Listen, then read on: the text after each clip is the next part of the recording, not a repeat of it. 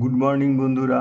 আসন্ন RRB group D পরীক্ষায় অঙ্কের যে ধরনের প্রশ্ন আসার কথা সেরকম 15টি অঙ্কের একটা সেট করাবো। তো চলো শুরু করি।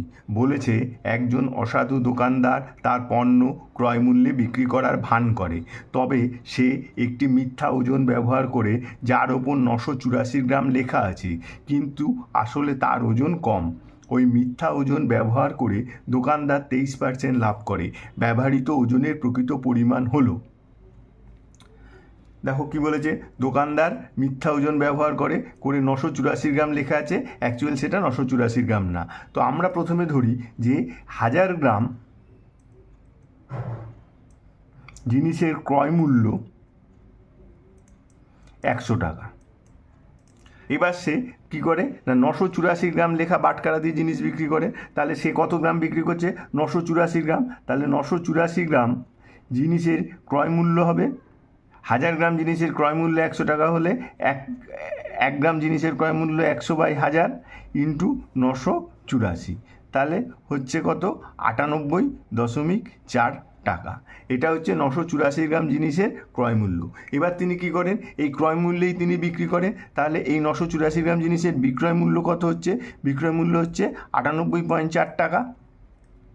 এইটা বিক্রি করে তিনি 23% লাভ করেন। তাহলে 23% লাভ, তার অর্থ কি? 23% লাভের অর্থ হলো 123 টাকা যদি বিক্রয় মূল্য হয়, ক্রয় মূল্য হবে 100 টাকা। তাহলে 1 টাকা বিক্রয় মূল্য হলে ক্রয় মূল্য হবে 123 টাকা, আর 98.4 টাকা বিক্রয় মূল্য হলে ক্রয় মূল্য হবে ইন্টু 98.4। 8 দিয়ে কাটলে 0.8, পয়েন্ট তুলে নিচে একটা শূন্য আনলাম, শূন্যটা কেটে গেল, তাহলে 80 টাকা। তাহলে দেখো, যেই জিনিসটা 98.4 টাকায় বিক্রি করে সে 23% লাভ করছে, সেটার প্রকৃত ক্রয় মূল্য হচ্ছে 80 টাকা। এইবার আমরা কি জানি না, 100 টাকা দিয়ে সে 1000 গ্রাম জিনিস ক্রয় করে। তাহলে 80 টাকা দিয়ে কত গ্রাম জিনিস ক্রয় করবে না, 1 টাকা দিয়ে ক্রয় করতো 1000/100, আর 80 টাকা দিয়ে ক্রয় করবে 1000/100 ইন্টু 80। তাহলে 1, 2, 100 হবে, এটা দুটো শূন্য কেটে গেল, তাহলে সমান সমান 800 গ্রাম। তাহলে সে কী করছে, যেটা সে 984 গ্রাম বলে বিক্রি করছে, সেটা হচ্ছে অ্যাকচুয়াল ওজন হচ্ছে 800 গ্রাম। উত্তর 2। আচ্ছা, পরের অঙ্ক বলেছে একটি বদ্ধ সিলিন্ডারের ভেতরের ব্যাসার্ধ ও উচ্চতার অনুপাত 1:3। যদি পাই সমান সমান 22/7 ব্যবহার করে এবং পৃষ্ঠতলের ক্ষেত্রফল নির্ণয় করো যদি এর বক্রতলের ক্ষেত্রফল 924 মিটার স্কোয়ার হয়। ঠিক আছে, তাহলে কি বলেছে, ব্যাসার্ধ আর উচ্চতা এইচের অনুপাত 1:3। তাহলে ব্যাসার্ধ r সমান x ধরি, উচ্চতা h সমান 3x। ঠিক আছে, এবার কি বলেছে, তার বক্রতলের ক্ষেত্রফল 924 মিটার স্কোয়ার। আমরা জানি বক্রতলের ক্ষেত্রফল কি না, 2πr/h। তাহলে 2πr/h সমান 924। দেখো, 2π মানে 22/7 ইন্টু আর মানে কত, এক্স, আর এইচ মানে 3x সমান 924। তাহলে এক্স গুণ এক্স, এক্সের স্কোয়ার সমান 924 বাই নিচে থাকবে 2 ইন্টু 22 ইন্টু 3, আর উপরে একটা 7 যাবে। প্রথমে 2 দিয়ে কাটবো, 4 দুগুণে 8, 6 দুগুণে 12, 2 দুগুণে 4। তারপরে 3 দিয়ে কাটবো, 3 দিয়ে কাটলে 3 1 3, 3 5 15, 3 4 12। এবার 22 দিয়ে কাটলে 7। তাহলে এক্স স্কোয়ার সমান 7 গুণ 7, তাহলে এক্স সমান 7। তাহলে দেখো, আর সমান 7 আর এইচ সমান 3 7 21 মিটার। ঠিক আছে, এইবার কি বলেছে, পৃষ্ঠতলের ক্ষেত্রফল কত? আমরা কি জানি, 2πr প্লাস এইচ। এটা হচ্ছে একটা পৃষ্ঠতলের ক্ষেত্রফল। তাহলে এখানে 2 ইন্টু 22/7, আর কত, 7, আর 7 ইন্টু 7 প্লাস 21। 7 7 কেটে গেল, 22 দুগুণে 44, আর 7 21 28। 44 গুণ 28 হবে হচ্ছে 1232। তাহলে 1232 মিটার স্কোয়ার। উত্তর 4। আচ্ছা, পরের অঙ্ক বলেছে একটি তথ্যের জন্য যদি গড় 28.5 হয় এবং মধ্যমা 32 হয়, তাহলে মোড নির্ণয় করো। দেখো, এই অঙ্কটা করতে গেলে একটা ফর্মুলা জানতে হবে। ফর্মুলাটা কি? ফর্মুলাটা হচ্ছে, তোমাকে কি নির্ণয় করতে দিয়েছে মোড। তাহলে mode is equal to 3 into median minus 2 into mean, মানে মিডিয়ান মানে হচ্ছে মধ্যমা আর মিন মানে হচ্ছে গড়। ঠিক আছে, তাহলে আমরা মোট বার করব 3 ইন্টু মিডিয়ান। মিডিয়ান কত বলে দিয়েছে, মধ্যমা বলে দিয়েছে 32, মাইনাস 2 ইন্টু গড় কত বলে দিয়েছে, জিনিসটার গড় বলেছে 28.5। তাহলে 3 দুগুণে 6, 3 তিরিকে 9, 96, আর এটা হবে 28 দুগুণে 56 পাকে 57। তাহলে বিয়োগ করলে হচ্ছে 9-এর সাথে 16, হাতে রইল 1, 5 আর 1 6, 6 আর 3 9, 39। তাহলে মোট হচ্ছে 39, উত্তর 4। আচ্ছা, পরের অঙ্ক বলেছে 8 জন পুরুষ এবং 12 জন মহিলা 10 দিনে একটি প্রাচীর তৈরি করতে পারে। 6 জন পুরুষ এবং 8 জন মহিলা 14 দিনে একই প্রাচীর তৈরি করতে পারে। একজন পুরুষের থেকে একজন মহিলা একই প্রাচীর তৈরি করতে কত বেশি দিন সময় নেবে? তাহলে কি বলেছে প্রথমে, যে 10 দিনে এক অংশ করছে 8 জন পুরুষ মানে 8 মেন প্লাস 12 জন মহিলা 12 ওমেন।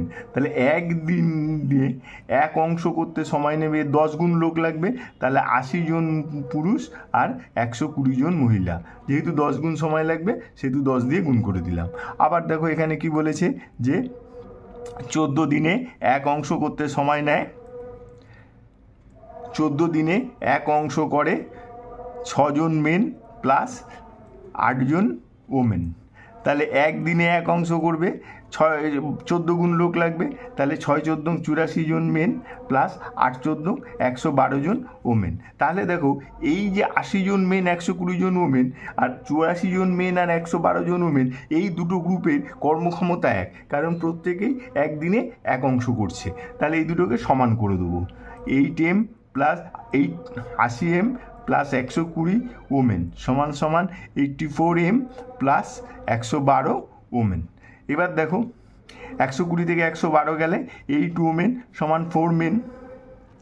তাহলে 1 মেন সমান কত হবে? 2 ওমেন। 4 দিয়ে যদি দুটো ভাগ করে দিই তাহলে একজন মানুষ সমান 2 জন মহিলা, মানে একজন মানুষের কর্মক্ষমতা একজন মহিলার কর্মক্ষমতা দ্বিগুণ। ঠিক আছে, এইবার দেখো প্রথম গ্রুপটা কী ছিল, 8m প্লাস 12 ওমেন। তাহলে এই একজন এম সমান যদি 12 জন ওমেন, 8 জন মেন সমান কত হবে? 8 ইন্টু 2 ওমেন প্লাস 12 জন ওমেন। তাহলে 8 দুগুণে 16 প্লাস 12 মানে হচ্ছে 28 জন ওমেন। এইবার দেখো 28 জন ওমেন একটা কাজ করে 10 দিনে, তাহলে একজন ওমেন কাজটা করতে লাগবে 280 দিন। তাহলে একজন ওমেন কাজটা করবে 280 দিনে। এইবার দেখো একজন পুরুষ একজন ওমেনের থেকে কর্মক্ষমতা দ্বিগুণ, তাহলে একজন মেন কত দিনে কাজ করবে? একজন মেন তার অর্ধেক দিনে কাজ করবে, যেহেতু একজন ওমেনের থেকে কর্মক্ষমতা দ্বিগুণ, তাহলে 140 দিনে। এইবার কি বলেছে, যে একজন মহিলা একজন পুরুষের থেকে কত বেশি দিন সময় নেবে? তাহলে 280 মাইনাস 140, তার মানে 140 দিন বেশি সময় নেবে। উত্তর 4। আচ্ছা, পরের অঙ্ক বলেছে যদি একটি সুষম বহুভুজের 35টি কর্ণ থাকে তাহলে এর অভ্যন্তরীণ কোণগুলির সমষ্টি হলো। আচ্ছা, সুষম বহুভুজের 35টি কর্ণ আছে। n সংখ্যক বাহু বিশিষ্ট একটি বহুভুজের কর্ণের সংখ্যা n ইন্টু n-3/2। তাহলে এখানে কর্ণের সংখ্যা কত বলেছে? এখানে কর্ণের সংখ্যা বলেছে 35। তাহলে n ইন্টু n-3/2 সমান সমান 35। তাহলে কি হচ্ছে না, n স্কোয়ার মাইনাস 3n সমান সমান 70। n square minus 3n minus 70 সমান সমান 0। n square minus 7 10 70, 10n plus 7n minus 70। তাহলে n মাইনাস 10 আর n প্লাস 7 সমান সমান 0। তাহলে n সমান সমান 10 অথবা মাইনাস 7। তাহলে দেখো কখনো n এর মান মাইনাস হতে পারে না, তাহলে n সমান সমান 10, তার মানে বাহু সংখ্যা 10। এবার 10টি বাহু সংখ্যা বিশিষ্ট সুষম বহুভুজের অন্তঃকোণগুলির সমষ্টি কত হবে? অন্তঃকোণগুলির সমষ্টি আমরা জানি n-2 ইন্টু 180 ডিগ্রি।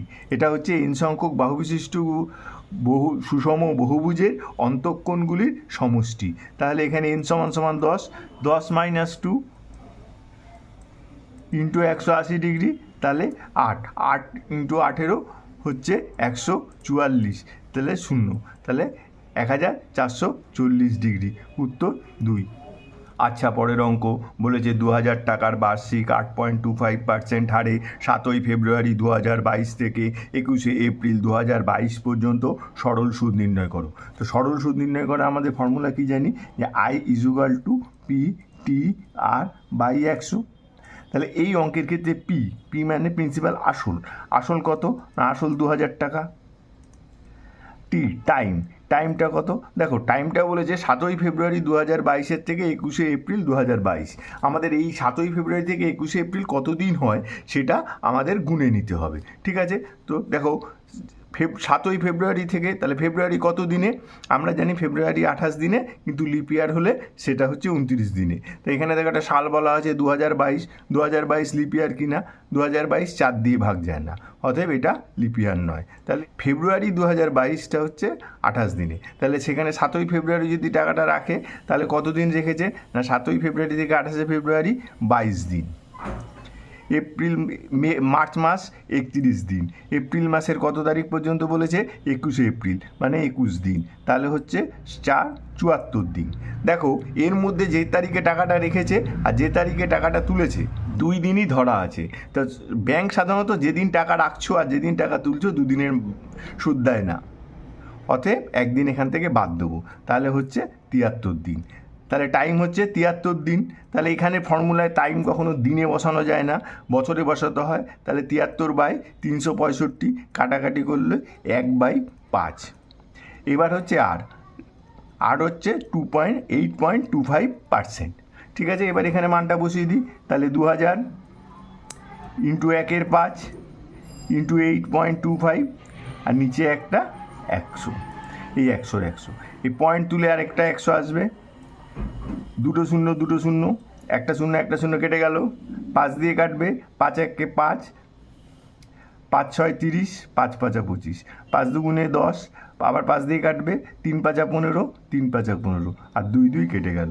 তাহলে সুদ হচ্ছে 33 টাকা। উত্তর 4। আচ্ছা, পরের অঙ্ক বলেছে 2 মিটার বাহু বিশিষ্ট একটি ঘনক আকারের চৌবাচ্চার একটি প্রবেশপথ 3.5 সেন্টিমিটার ব্যাসার্ধের একটি বৃত্তাকার অংশ। যদি জল 2 মিটার প্রতি সেকেন্ড বেগে পূর্ণ হয় তাহলে ট্যাঙ্কটি পূর্ণ করতে কত সময় লাগবে। তাহলে দেখো যে চৌবাচ্চাটা ভর্তি করা হবে তার আয়তন কত, চৌবাচ্চাটার একটি বাহুর দৈর্ঘ্য হচ্ছে 2 মিটার। তো এটাকে আমি সেন্টিমিটারে নিয়ে যাই, 200 সেন্টিমিটার। তাহলে তার আয়তন হবে হচ্ছে 200 × 200 × 200, কারণ একটা ঘনকের আয়তন হচ্ছে A³ মানে বাহু কিউব। তাহলে এত ঘন সেমি। এইবার হচ্ছে ধরো এই একটা চৌবাচ্চা ঘনক আকৃতি, এর একটা এরকম পাইপ লাগানো আছে, যেই পাইপের মুখের ব্যাসার্ধ বলে দিয়েছে R = 3.5 সেন্টিমিটার, আর প্রতি সেকেন্ডে 2 মিটার করে জল যায়। ধরো এই এতটা 2 মিটার, এটা হচ্ছে 2 মিটার হলো। তাহলে এই যে পাইপটার আয়তন ততখানি করে জল প্রতি সেকেন্ডেও ভর্তি করবে। তাহলে পাইপটার উচ্চতা কত হচ্ছে, এখানে পাইপটার উচ্চতা হচ্ছে 2 মিটার। ঠিক আছে, মিটারকে সেন্টিমিটারে নিলে 200 সেন্টিমিটার। তাহলে আয়তন কত, πr² h = 22/7। r² মানে 3.5 × 3.5 × উচ্চতা 200। তাহলে দেখো প্রতি সেকেন্ডে এত ঘন সেন্টিমিটার করে জল ভর্তি হচ্ছে, আর চৌবাচ্চার আয়তন হচ্ছে এত ঘন সেন্টিমিটার। তাহলে কত সময় লাগবে, এটা দিয়ে এটাকে ভাগ করে দেবো। তাহলে 200 × 200 × 200 22-এর 7 নিচে আসলে নিচে 22 থাকবে, 7 উপরে চলে যাবে, × 3.5 × 3.5 × 200। দেখো এত সেকেন্ড সময় লাগবে। এবার এটা ক্যালকুলেশন করি, একটা 200 কেটে গেল, পয়েন্ট দুটো তুলে উপরে একটা 100 নিলাম। এবার 5 দিয়ে কাটবো, 5 7 35, 5 20 100, 5 7 35, 5 4 5 20, 2 2 4, 11 2 22, 7 একটা কেটে গেল। তাহলে উপরে থাকছে হচ্ছে 200 × 200, আর নিচে 7 11 77। তাহলে এত সেকেন্ড সময় লাগছে। এটাকে আমি মিনিটে নিয়ে যাই, মিনিট নিতে গেলে সেকেন্ডকে 60 দিয়ে ভাগ করলাম, তাহলে 0 0 কেটে গেল, 3 2 6, এটা 10 2 20। তার মানে হচ্ছে 2000/3 7 21, 3 7 21, 22 23, এত মিনিট সময় লাগবে। এটাই মানে হচ্ছে 17.3 মিনিট প্রায়। দেখো এখানে একটা প্রায় কথাটা রয়েছে, তাহলে উত্তর 2।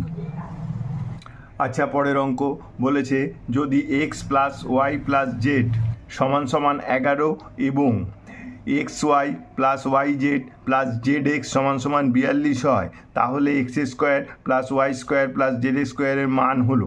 দেখো আমরা একটা ফর্মুলা জানি কি না, X plus Y plus Z এর হোল স্কোয়ার সমান সমান x square plus Y square plus Z square plus 2 into x Y plus Y Z plus Z X. ঠিক আছে, এবার দেখো যেই মানগুলো আমরা জানি বসিয়ে দেবো।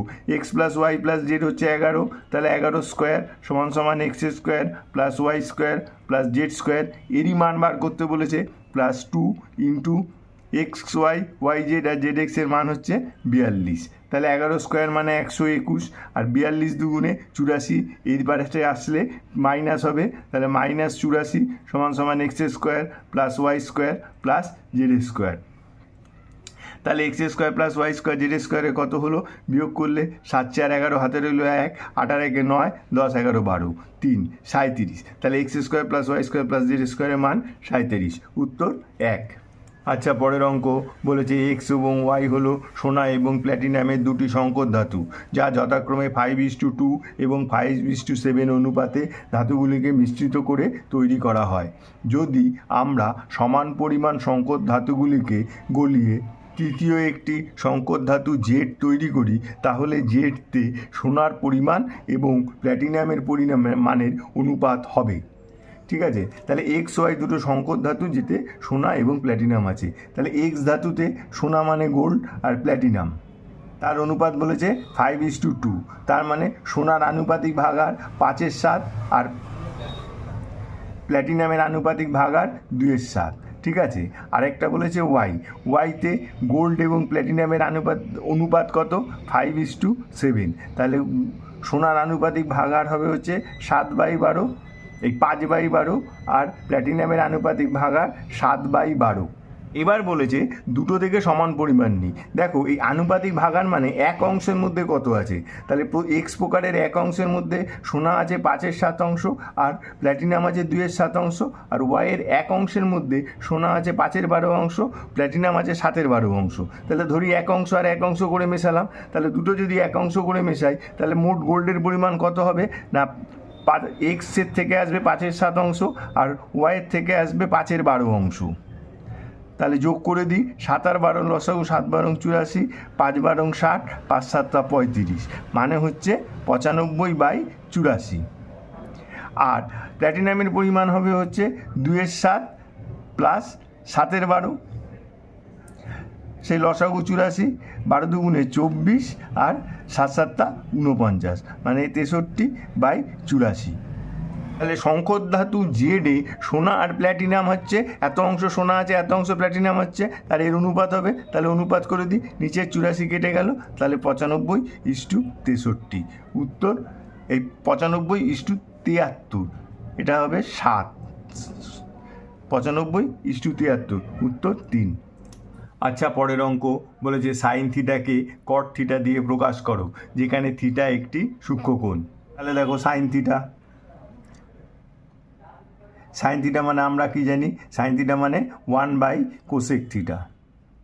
এইবার দেখো আমরা আরেকটা ফর্মুলা জানি কি না, cosec square theta minus cot square theta equal to 1। তাহলে এখান থেকে আমরা লিখতে পারি অর কোসেক স্কোয়ার থিটা সমান সমান 1 প্লাস কট স্কোয়ার থিটা। তাহলে কোসেক থিটা সমান সমান √1 প্লাস কট স্কোয়ার থিটা। এখানে এই কোসেক থিটার জায়গায় এই মানটা বসিয়ে দেবো, তাহলে সমান সমান 1/√1 প্লাস কট স্কোয়ার থিটা, উত্তর 4। আচ্ছা, পরের অঙ্ক বলেছে ax² plus x plus B সমান সমান 0 সমীকরণের বীজগুলি সমান। যদি দেখো একটা সমীকরণ ধরো ax² plus bx plus c সমান সমান 0, এইটা একটা সমীকরণ। এই সমীকরণের যদি বীজগুলো সমান হয় তাহলে কি হবে না, b² - 4ac সমান সমান 0 হয়। এইবার আমাকে সমীকরণটা কি দিয়েছে না, ax² plus x plus B সমান সমান 0। তার মানে এর সঙ্গে যদি এটাকে আমরা তুলনা করি, এ মানে কত হচ্ছে, এ মানে এই হচ্ছে। দেখো বি মানে কত হচ্ছে, বি মানে এক্সের সহগ, এখানে এক্সের সহগ 1, আর সি মানে কি, সি হচ্ছে যে কনস্ট্যান্ট পদটা থাকে, যে ধ্রুবক পদটা আছে সেটা। তাহলে এখানে সি সমান সমান বি। তাহলে এই ফর্মুলায় যদি বসাই বি স্কোয়ার মানে এখানে বি মানে 1, তার মানে 1 স্কোয়ার মাইনাস 4, এ মানে এই আছে আর সি মানে এখানে বি, তাহলে সমান সমান 0। তাহলে 4 এ বি সমান সমান 1, এ বি সমান সমান 1/4, উত্তর 1। এক্ষেত্রে একটা কথা বলে রাখি যে a x square plus b x plus c সমান সমান 0 সমীকরণের যদি বীজদ্বয় সমান হয় তাহলে এটা হচ্ছে বি স্কোয়ার মাইনাস 4ac 0। এবার যদি হতো যে বীজদ্বয় অসমান হতো b square minus 4ac greater than 0। ঠিক আছে, এটা হচ্ছে বীজদ্বয় সমান, এটা হচ্ছে বীজদ্বয় অসমান, এটা মনে রাখবে।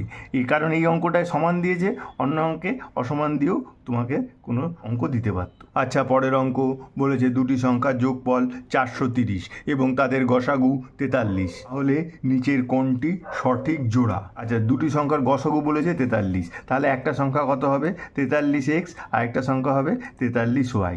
যখন গসাগু বলা থাকে তখন দুটি সংখ্যা আমরা এইভাবে ধরবো। তাহলে এবার এদের যোগফল মানে প্লাস করলে 430, তাহলে এখান থেকে 43 কমন নিলাম, এক্স প্লাস ওয়াই সমান সমান 430, তার মানে 43 দিয়ে কাটলে 10, এক্স প্লাস ওয়াই 10। তাহলে দেখো এক্স প্লাস ওয়াই যদি 10 হয় তাহলে এরকম কত জোড়া সংখ্যা হতে পারে? তো 10কে আমরা ভাঙতে পারি এক্স প্লাস ওয়াই হিসেবে 1 প্লাস 9, 2 প্লাস 8, 3 প্লাস 7, 4 প্লাস 6 আর 5 প্লাস 5। এইবার এক্স প্লাস ওয়াই যে দুটো মান নিতে হবে সেটা পরস্পরের মৌলিক হতে হবে, মানে যে এমন দুটো সংখ্যা নেব যারা পরস্পরে ভাগ যায় না, যেমন 2 আর 8 এটা পরস্পরে ভাগ যাবে, অর্থাৎ এটা বাদ, 4 6 পরস্পরে ভাগ যাবে বাদ, 5 5 এটাও পরস্পরের মধ্যে ভাগ যায়। তাহলে পড়ে থাকলো 1 আর 9 আর 3 আর 7। তার মানে এরকম দুজোড়া সংখ্যা থাকবে যেখানে এক্স হবে 1, ওয়াই হবে 9, আর একটা হবে এক্স হবে 3, ওয়াই হবে 7। তাহলে দুজোড়া সংখ্যা কী হবে না 43 ইন্টু 1, 43 ইন্টু 9, যেটা 1 আর 9 হলো, একটা এক্স একটা ওয়াই, আর একটা হবে 43 ইন্টু 3, 43 ইন্টু 7। তাহলে এটা কত হচ্ছে? এটা হচ্ছে 43, 3 নং 27, 4 নং 36, 37, 38, তাহলে 387। এটা হচ্ছে একটা জোড় সংখ্যা যাদের গসাগু 43 এবং যোগফল 430। আরেকটা সংখ্যার জোড় কত হচ্ছে?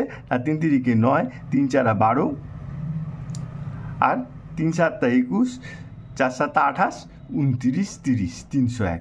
এটা হচ্ছে আরেকটা জোড়। তাহলে এখানে দেখো অপশন থেকে বুঝতে পারছি 2 নম্বর অপশনটা ঠিক। আচ্ছা, পরের অঙ্ক বলেছে 0.6 plus second bracket √0.81 minus first bracket √0.0144 plus 0.4 ভাগ 0.5 first bracket set second bracket set এর মান হলো। তার মানে একটা সরল দিয়েছে, আমরা করি 0.6 প্লাস সেকেন্ড ব্র্যাকেট 0.81, এটাকে যদি রুটের বাইরে আনি তাহলে 0.9 হবে। তারপর মাইনাস ফার্স্ট ব্র্যাকেট, এটাকে যদি রুটের বাইরে আনি তাহলে 0.12 প্লাস 0.4 ভাগ 0.5 first bracket set second bracket. আবার 0.6 plus second bracket 0.9 minus 0 first bracket 0.12, আর এটা যদি 0.4কে 0.5 দিয়ে ভাগ হবে তাহলে 0.4 ভাগ 0.5। এবার দেখো দুটোরই একটা ঘর পর দশমিক, পয়েন্ট দুটো উঠে যাবে। এবার 4কে যদি 5 দিয়ে ভাগ করি ভাগ হবে 0.5 0.8, তাহলে সেটাই পরের লাইনে করব 0.6 প্লাস 0.09 মাইনাস 0.12 প্লাস 0.8, 5 40, পয়েন্ট দিয়ে একটা শূন্য নিলাম। এইবার 0.6 প্লাস 0.09 মাইনাস, এইখানটা খেয়াল রাখবে, এখানটা হচ্ছে 0.12 আর এটা হচ্ছে 0.8, এই দুটোর যোগফল, এটাই তোমরা 0.20 করে ফেলতে পারো। এটা একটা ভীষণ মিস্টেক ফর্ম। দেখো কি হয় 0.12 আর 0.8, তাহলে যোগ করলে হবে 0.92, এটা কিন্তু খেয়াল করে করবে। তাহলে 0.92 সেকেন্ড ব্র্যাকেট শেষ, 0.6 প্লাস 0.9 থেকে 0.92 গেলে থাকবে -0.02, তাহলে প্লাসে মাইনাসে মাইনাস হবে, তাহলে 0.6 মাইনাস 0.02। আবার দেখো 0.6 থেকে 0.02 বাদ দিলে 0.6 আর 0.02, ঠিক আছে। তাহলে এবার এটা শূন্য হবে, 8 আর 2 10, 7 রইল 1, 5, তাহলে 0.58, তাহলে উত্তর হচ্ছে 4।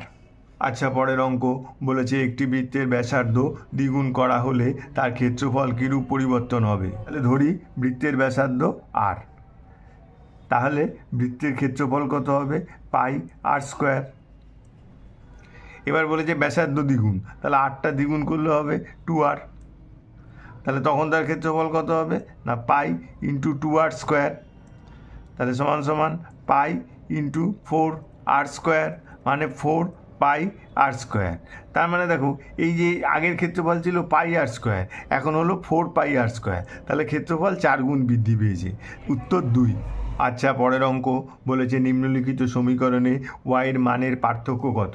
দেখো নিচে একটা ওয়াইয়ের দ্বিঘাত সমীকরণ দিয়েছে, এই দ্বিঘাত সমীকরণটা যদি সমাধান করি তাহলে ওয়াইয়ের দুটো মান পাবো, সেই দুটো মানের পার্থক্যটা এখানে চেয়েছে। তাহলে কি দিয়েছে না 5y স্কোয়ার সমান সমান 60y মাইনাস 175, তাহলে এগুলো যদি বাদিকে নিয়ে আসি 5y square minus 60y plus 175 সমান সমান 0, और 5 কমন নিলাম, y square minus 5 বারং 60y plus 3 পাঁচা 15, 5 পাঁচা 25 সমান সমান 0, और y square minus 12y plus 35 সমান সমান 0। তাহলে এটা হচ্ছে y square minus 7y minus 5y plus 35 সমান সমান 0, তাহলে y মাইনাস 7 আর y মাইনাস 5 সমান সমান 0, তাহলে ওয়াইয়ের মান হলো 7 আর 5, তাহলে ওয়াইয়ের মানের পার্থক্য কত, 7 মাইনাস 5 সমান সমান 2, উত্তর 1।